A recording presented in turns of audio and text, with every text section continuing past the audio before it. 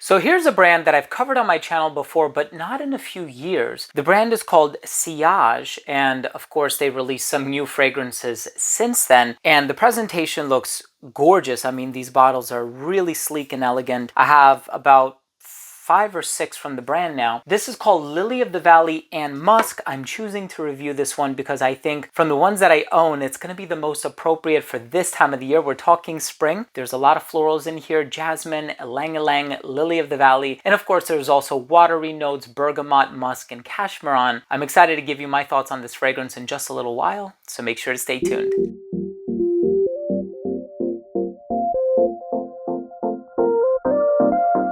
Now, before I begin today's episode and I give you my thoughts on Lily of the Valley and Musk by Siaj, I'm going to tell you all about this fragrance, the notes, performance, longevity, comparisons, all of that good stuff. But before I begin the video, I do want to mention that if you're a fan of fragrance-related content, hit the subscribe button, hit the bell, and also give this video a thumbs up for the YouTube algorithm. It would really mean a lot to me. Now, of course, they have one called, I think, Amber Incense. They have one called Million Roses. They have a lot of really wonderful fragrances that I have been playing around with for some time now. But of course, looking at them all, I thought to myself, this is one that is very light, clean, serene, aqueous, floral, gentle, perfect for this time of the year. So if you're looking for something that can be worn very confidently and very comfortably in the hotter weather, especially in the spring when you think of flowers being in bloom, this is unquestionably the choice for you. I'm excited to give you my thoughts on the smell. Let's start things off with a quick look at the presentation first.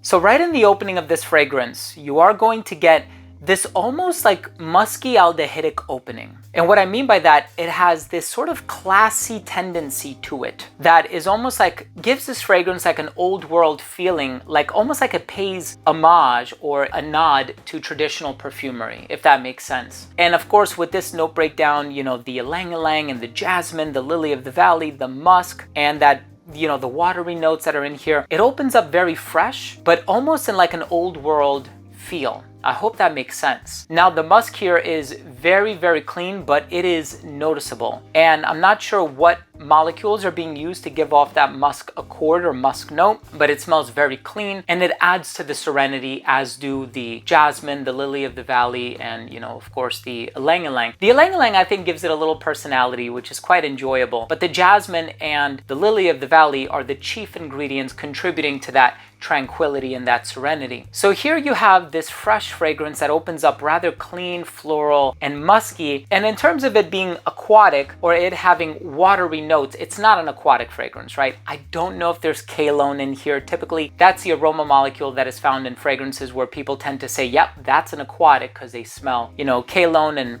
as of the past decade or so, it's been ambroxan, right? So I don't know if any of those ingredients are in here, but it doesn't smell oceanic, it doesn't smell ozonic, but it does smell smooth and watery. I think that's the best way to describe it, despite the fact that water doesn't really have a smell, but that's neither here nor there. The fragrance itself it's classy, it's elegant, it has a touch of formality about it. I can see a lot of people arguing that it might lean a little traditionally feminine, and I would say it's maybe like 70% feminine, 30% masculine. But here's the thing, if you have a penchant for notes like jasmine, lily of the valley, clean musks, just try it. I think you have nothing to lose if you just try it. And I'm gonna look online, I'm gonna see if there are any places where you can sample this one, but I am gonna leave a link to the official website down below for your convenience. It is not an affiliate link. This is not a sponsored video either. I'm just trying to make things easy for my subscribers in terms of you discovering more about this fragrance without hearing it from me, but directly from the brand or the source. But again, if you're looking for this type of a DNA, clean, fresh, floral, elegant, and something that gives off, I don't want to use the word vintage because it doesn't smell vintage. Vintage is usually associated with like oak moss and really strong, like old school fragrances. There is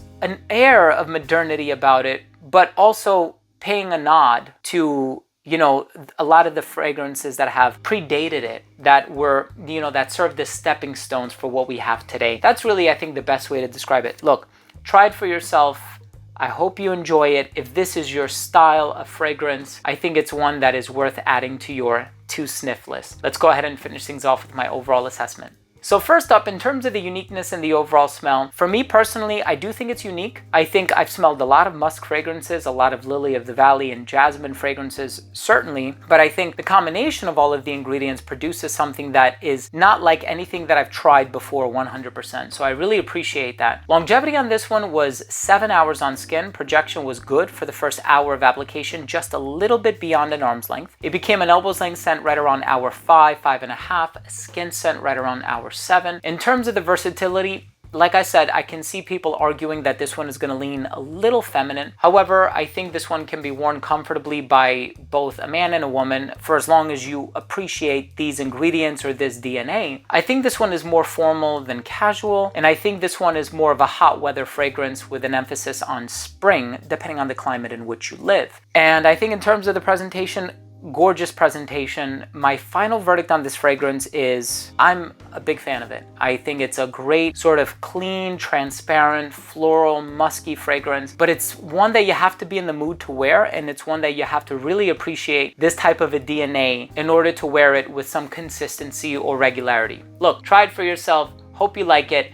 Thank you so much for watching. That was my review of Lily of the Valley and Musk by Siaj. If you own or have tried anything from this brand, let me know what you think. Drop your comment down below. And if you learned anything today or if you took anything of value from today's episode, hit subscribe, hit the bell, and give this video a thumbs up. Thanks again for watching. I love you all, and we'll see you tomorrow with a new episode.